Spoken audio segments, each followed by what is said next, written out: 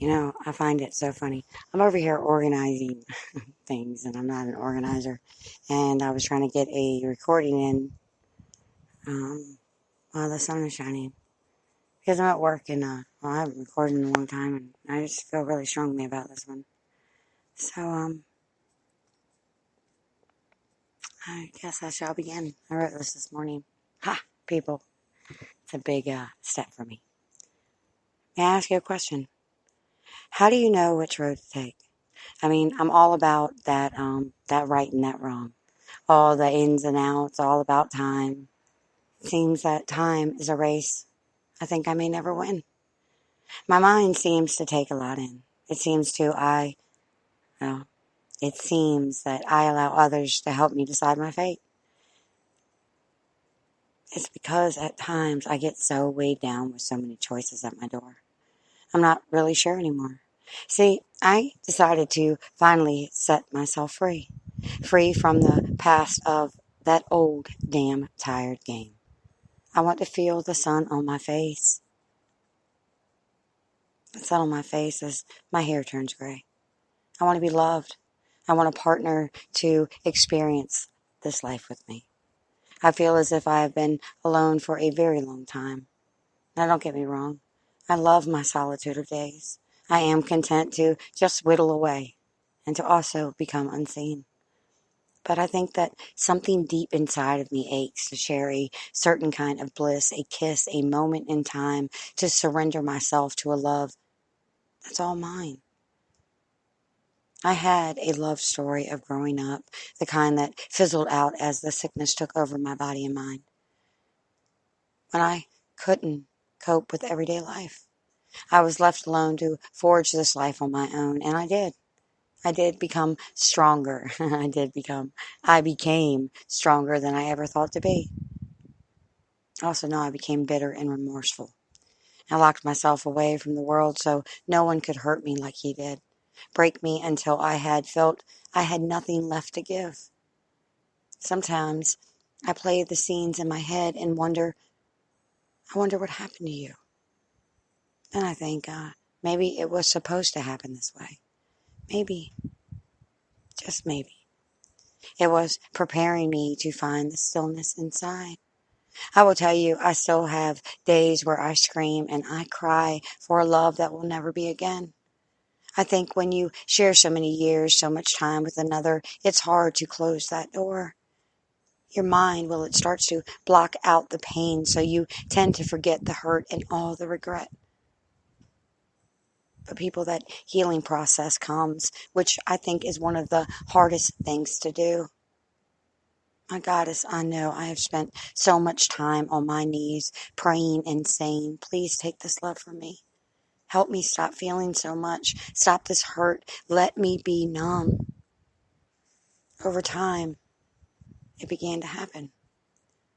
And also, more obstacles were put in my way to show me what I could face alone. To show me that I could endure day by day. Some days and nights, they seem to be long and torturous as if they would never end. So many times I wanted to just end my life, to let all this despair I felt to just disappear. I truly didn't think I could ever love anyone again or that anyone could love me. My heart was broken beyond repair. I was lost at sea with no vessel to bring me home. I pushed and I shoved, I screamed and I shouted for anyone who loved me to just go the fuck away. I didn't want to have the rules and regulations to be put upon my shoulders again. But you have to understand, not all love is the same. I am learning this, and seems like I've learned very slow. Love is something that comes along when you're not expecting it to. It comes without any warning at all. I know I have tried and tried to push this love away, but for some strange reason, and I still don't understand, he never went away. I am thankful for this after 20 years of sharing my life with someone and then realizing years later that the man I gave my life to could just walk away, that my worth in his eyes no longer mattered. I think this is why I didn't want another to be able to hurt me like that. just like he hurt me the last time. Look, we all carry so much baggage from past hurts that I am thankful for the lessons the universe is constantly trying to teach me. I am starting to awaken my heart once again to allow another person in.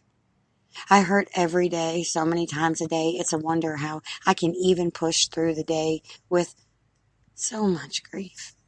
But I do. I realize I have worth, not just in another's eyes, but I value my own worth. It is a very scary process to let my mask fall away and to allow him to see the real me. And I think he is accepting and, well, I'm maybe a little crazy. Look, I don't want a perfect man. In fact, I may be the reason he does go off the deep end because I have a tendency to be a little mean, a little distant, and I can become very extreme.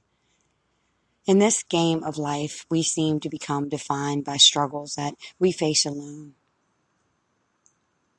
I do not want to walk alone anymore. I don't even think that my tired feet could carry me throughout the next storm. So I am allowing him to help carry me, to be beside me, to understand that this path he just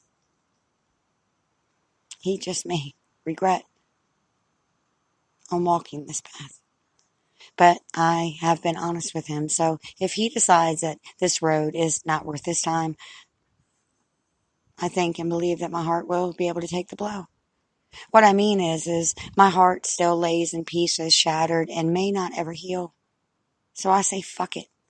Let's try to live again, to be loved again, and make the best out of all the time that is given.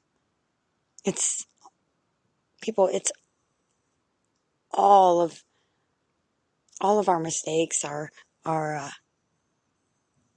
predestined fate. It's all any of us can ever do. We have to keep trudging through. But this time, I hope that I have someone to walk beside me. Well, for however long he decides to. Blessed be.